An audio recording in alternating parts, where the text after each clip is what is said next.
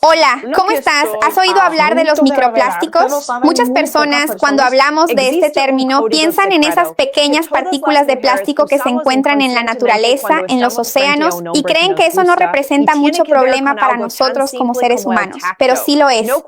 Recientemente, los investigadores encontraron partículas muy pequeñas de plástico en la sangre, los pulmones, la placenta, el intestino, los testículos e incluso en el cerebro de las personas.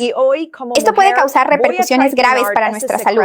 En este video, aquí te voy a enseñar más estrategias científicamente comprobadas en tu alimentación y en tu estilo de vida, que pueden ayudar a reducir la exposición a estos microplásticos, pero también disminuir su absorción y favorecer su eliminación de nuestro organismo de forma natural. Quédate hasta el final porque no te lo vas a querer perder. Antes de empezar, quiero preguntarte si te interesan estos temas y qué intentas hacer para disminuir el impacto de tanto plástico que tenemos en el día a día, ¿verdad? Consumiéndolo de forma indirecta en tu salud. Escríbeme aquí abajo en los comentarios, deja tu me gusta en el video, eso es muy importante para mí. Y compártelo con otras personas que conozcas que se preocupan por la salud. Sabes que también se van a preocupar y necesitan esta información. Vamos a expandir esta cadena del bien. Vamos a empezar hablando de qué son los microplásticos y por qué. De hecho, esto importa tanto, ¿verdad? En realidad, para nosotros. Primero, tenemos que entender una cosa simple. Ya lo sabemos, ¿no? Pero es bueno recordarlo. El plástico no desaparece completamente. Se va fragmentando. Una botella de plástico que usas ahí, que compraste con agua, refresco, jugo, no va a desaparecer con el tiempo. Se va rompiendo en partículas cada vez más pequeñas. A través de la exposición al calor, la luz, el desgaste, el lavado, la fricción, el uso repetido. Y el envejecimiento natural del material hacen que esto ocurra de forma continua.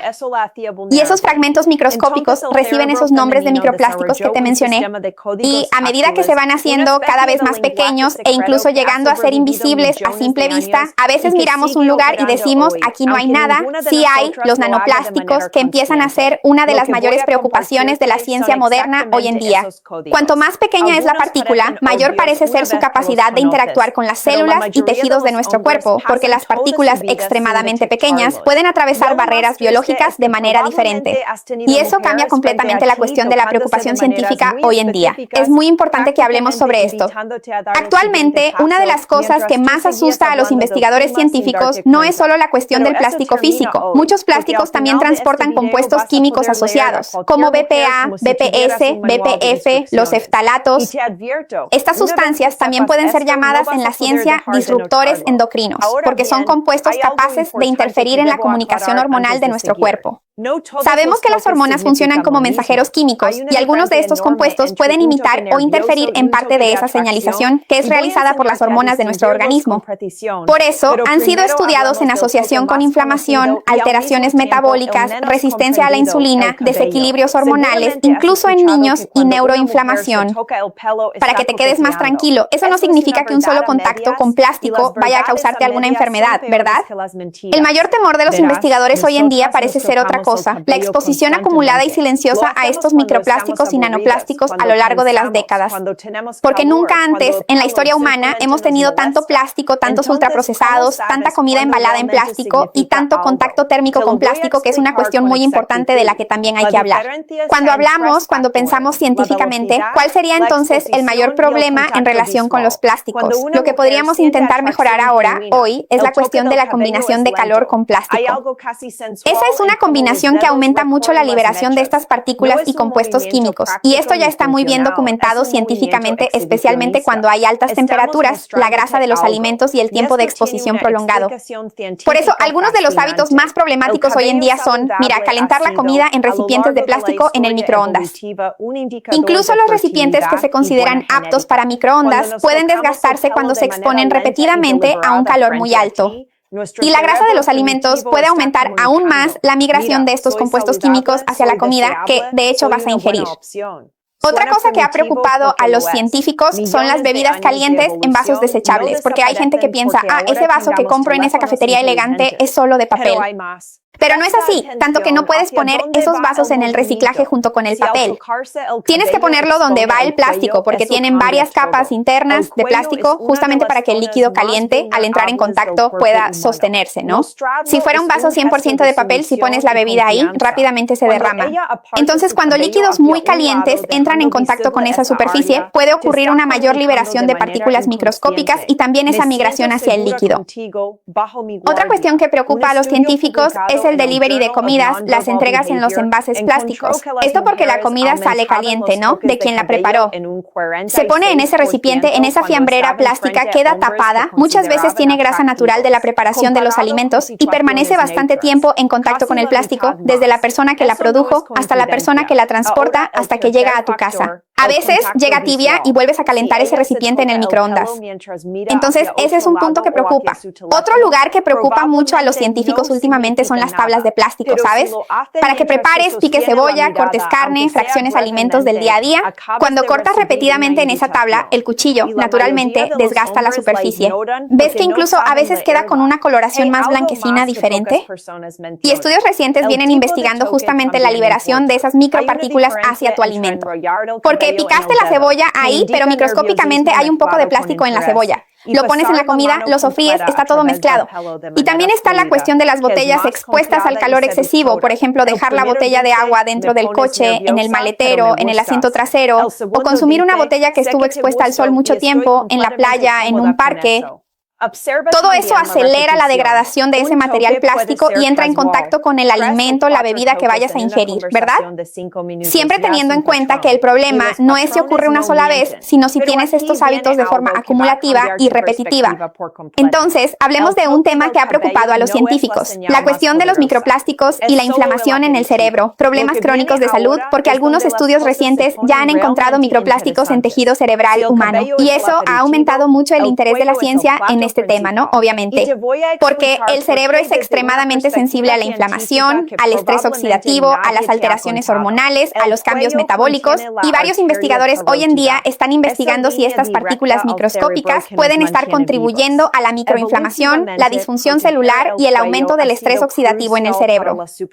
Entonces, la ciencia todavía está investigando esta causalidad directa, pero el simple hecho de que estas partículas ya hayan sido encontradas dentro del organismo humano y principalmente en el cerebro, ya cambia un poco nuestro miedo, la preocupación con respecto a este problema, porque sabemos que el cuerpo siempre intenta defenderse de estructuras que no considera parte de él, y nuestro organismo tiene, obviamente, sistemas naturales de neutralización, eliminación y protección celular.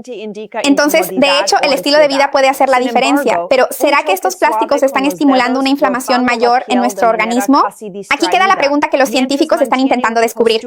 Cuando pensamos en la ingestión de microplásticos, pensamos, claro, en primer lugar, en la ingestión por la boca a través de los alimentos, de las bebidas, y cuando pensamos en todo eso, pensamos en el intestino, porque es a través de él, ¿no? El órgano por donde los nutrientes y las sustancias que no son nutrientes y que no deberían estar en contacto con nuestro cuerpo entran en el torrente sanguíneo. De la misma manera, podemos entender que el intestino es nuestra principal línea de defensa, y muchos microplásticos parecen ser eliminados, principalmente a través de las heces, porque el intestino, la pared intestinal, funciona más o menos como un filtro inteligente. Constantemente decide qué entra en el cuerpo y qué debe permanecer fuera de él, ¿no? De esa ingestión nuestra de atravesar a través de las células intestinales hacia el torrente sanguíneo. El problema es que este ambiente moderno está agrediendo mucho al intestino, ¿verdad? Sabemos sobre la permeabilidad intestinal debido al exceso de ultraprocesados, alcohol, inflamación crónica de bajo grado, baja ingesta de fibras y alteraciones de la microbiota intestinal que pueden aumentar la vulnerabilidad de esta protección, que naturalmente debería tener, ¿no? Que existía funcionando bien en nuestro intestino. Y es exactamente aquí donde las fibras parecen cobrar una gran importancia cuando hablamos de microplásticos en el intestino, porque el papel de las fibras, ¿no? Esa eliminación de los microplásticos parece ser muy interesante. Cuando pensamos en fibras insolubles, ¿no? De vegetales, legumbres, semillas, en fin, ayudan a aumentar el volumen fecal y a acelerar el tránsito intestinal. Y el contenido permanece menos tiempo en contacto con la pared intestinal, favoreciendo la expulsión fecal y reduciendo la absorción de los microplásticos. En cuanto a las fibras solubles, psyllium, avena, leguminosas también, chía, linaza, forman una especie de gel que puede ayudar a reducir el contacto prolongado de estas partículas y compuestos químicos con la mucosa intestinal.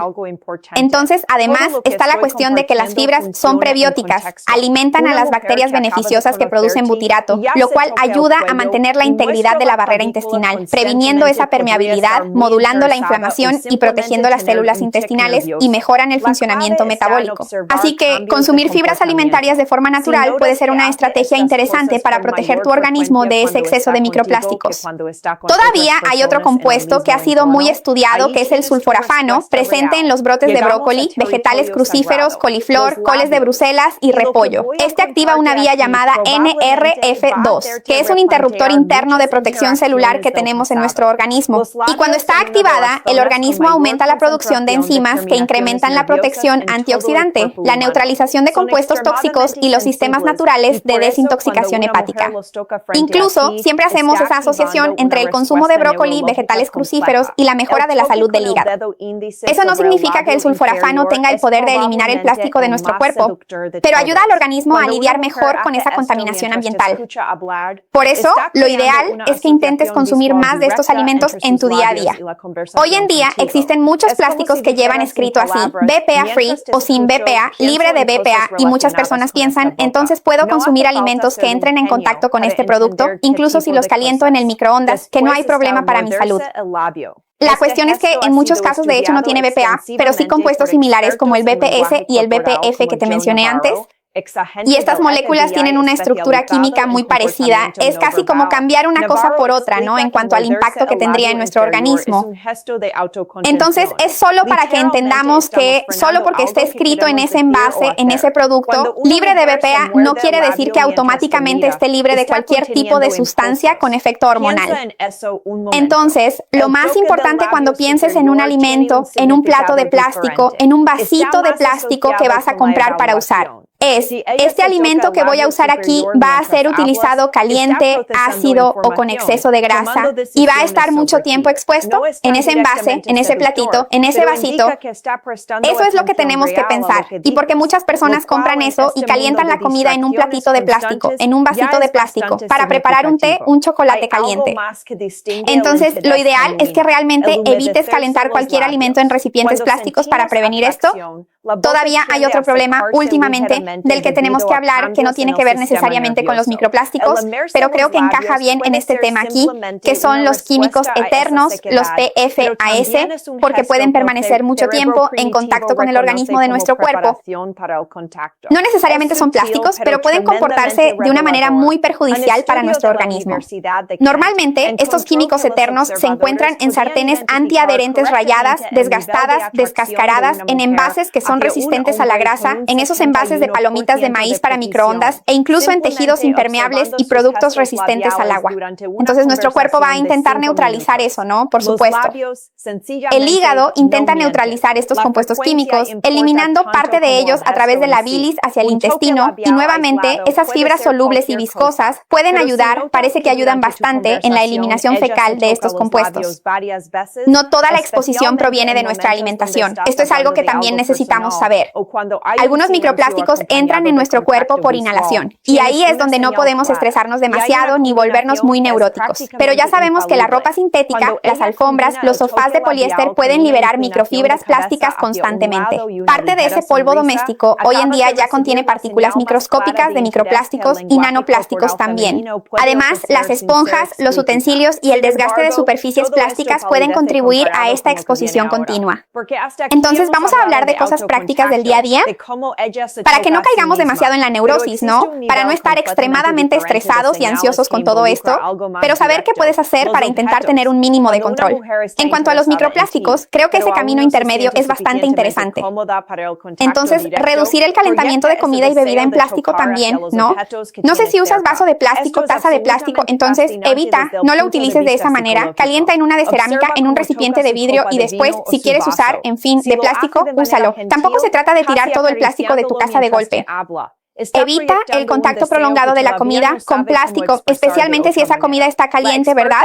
Entonces, incluso si ya no estés calentando en plástico, si la comida está muy caliente, espera a que se enfríe un poco antes de ponerla en un recipiente de plástico, por ejemplo, para guardarla en tu refrigerador. Aumentar el consumo de fibras te ayudará a mejorar la salud intestinal. Ya viste que el intestino tiene un papel muy importante. Consumir los vegetales crucíferos de los que te hablé, reducir el uso de ultraprocesados y alimentos envasados en plástico puede ayudarte, y de esa forma forma, guardar alimentos en casa en vidrio, acero inoxidable, cerámica, para facilitar este proceso. Intentar mejorar el metabolismo de tu organismo, ¿verdad? Brindando un apoyo a esos sistemas naturales de desintoxicación del hígado. Reduciendo la inflamación crónica con antioxidantes, alimentos naturalmente antiinflamatorios, que ayudan a hacer esa limpieza saludable y natural en nuestro organismo. Lo ideal para cocinar es el acero inoxidable de buena calidad, ollas y todo lo demás. Pero las sartenes de cerámica sin PFAS ni PTFE también son interesantes. Y cuidado con las ollas antiadherentes. Pueden parecer muy buenas, ¿no? Muy tecnológicas, ¿verdad? No necesitas usar tanto aceite para cocinar, pero ¿cuál es el costo de eso en el día a día?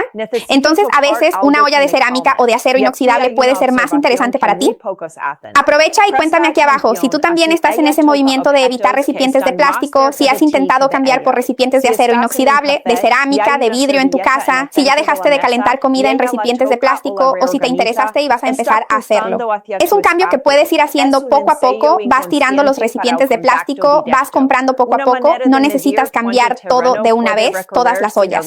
Pero ten esa conciencia porque como entendiste aquí en el video, el problema es ese uso acumulativo a lo largo de muchos años. Entonces, tal vez un mes cambias algunos recipientes, al mes siguiente cambias una olla, al otro mes cambias una sartén, harás ese cambio gradualmente, sin exagerar, ¿verdad? Entonces, por culpa del dinero, a veces no podemos cambiarlo todo de golpe, ¿verdad? Todo es caro. Pero tal vez tener esa idea en mente y cambiarla poco a poco puede ayudarte a largo plazo.